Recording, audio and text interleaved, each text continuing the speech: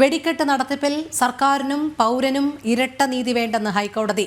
ഉത്സവങ്ങളിലെ വെടിക്കെട്ടിനുള്ള നിബന്ധനകൾ സർക്കാർ പരിപാടികൾക്കും നിർബന്ധം. നിയമത്തെ രണ്ട് തരത്തിൽ വ്യാഖ്യാനിക്കരുത്. പുതിയ കേന്ദ്ര വിജ്ഞാപനത്തിലെ മാനദണ്ഡങ്ങൾ പാലിച്ചാൽ മാത്രം വെടിക്കെട്ടിന് അനുമതി നൽകാമെന്നും കോടതി. രേഷ്മ ബാബു ചേരുന്നു. രേഷ്മ, വിശദാംശങ്ങൾ.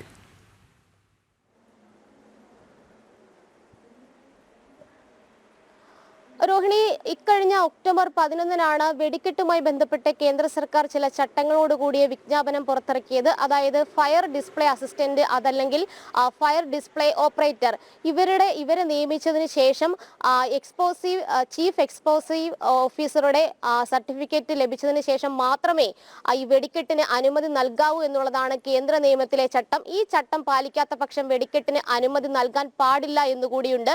ഇത് ഇങ്ങനെ എക്സ്പ്ലോസീവ് കൺട്രോളറുടെ അനുമതി ഇല്ലാതെ, സർട്ടിഫിക്കറ്റ് ഇല്ലാത്ത കാരണത്താൽ പാലക്കാട്ടെ ചില ക്ഷേത്രങ്ങളിൽ വെടിക്കെട്ടിന് ADM അനുമതി നിഷേധിച്ച സാഹചര്യമുണ്ടായിരുന്നു. തുടർന്നാണ് ഉത്സവ കമ്മിറ്റിക്കാർ ഹൈക്കോടതിയെ സമീപിച്ചത്. ഈ ഹർജിയിലാണ് തീർപ്പ് കൽപ്പിച്ചുകൊണ്ട് ഹൈക്കോടതി ചില പരാമർശങ്ങൾ സർക്കാരിനെതിരെ നടത്തിയിട്ടുള്ളത്. അതായത് സർക്കാരിനും പൗരനും ഇരട്ട നീതി വേണ്ടെന്നാണ് ജസ്റ്റിസ് S. ഈശ്വരന്റെ സിംഗിൾ ബെഞ്ച് വ്യക്തമാക്കിയിരിക്കുന്നത്. അതായത് വെടിക്കെട്ടുമായി ബന്ധപ്പെട്ട് നിബന്ധനകൾ പാലിക്കുന്നതിൽ സർക്കാരിനും അതോടൊപ്പം തന്നെ ഈ പൗരന്മാർക്കും ഉള്ള നീതി അത് ഇരട്ട താപ്പിലേക്ക് പോകരുത്. രണ്ട് തരത്തിലുള്ള നീതി ഉണ്ടാകരുത്. കാരണം സർക്കാർ നടത്തുന്ന പരിപാടികൾക്കും ഈ വെടിക്കെട്ടുമായി ബന്ധപ്പെട്ടുള്ള കേന്ദ്ര സർക്കാർ ഇറക്കിയ വിജ്ഞാപനം അത് ബാധകമാണ്. ആ ചട്ടങ്ങൾ പാലിച്ചുകൊണ്ട് മാത്രമേ സർക്കാരിന്റെ പരിപാടികളും നടത്താൻ പാടുള്ളൂവെന്നാണ് ഹൈക്കോടതി അറിയിച്ചിരിക്കുന്നത്.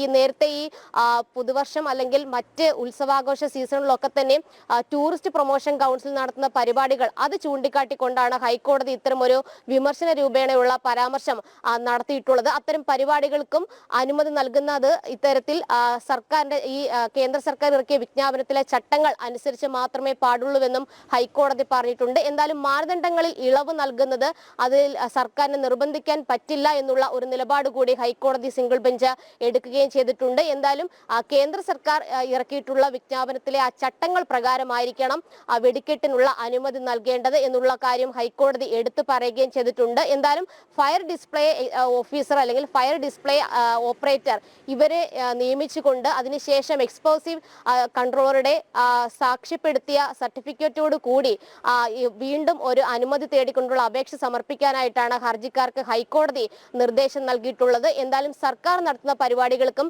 വെടിക്കെട്ടുമായി ബന്ധപ്പെട്ട് പാലിക്കേണ്ട ചട്ടങ്ങൾ അത് കൃത്യമായിട്ട് അനുവർത്തിക്കുകയും അതുമായി ബന്ധപ്പെട്ടുള്ള സർട്ടിഫിക്കറ്റുകൾ നേടുകയും വേണമെന്നും ഹൈക്കോടതി പറഞ്ഞിട്ടുണ്ട്. സർക്കാരിനും പൗരനും ഇരട്ട നീതി പാടില്ല എന്നുള്ളതാണ് ഹൈക്കോടതി ഇതിലൂടെ വ്യക്തമാക്കിയിരിക്കുന്നത്. രോഹിണി. ശരി, രേഷ്മ ബാബുവാണ് വിവരങ്ങൾ നൽകിയത്.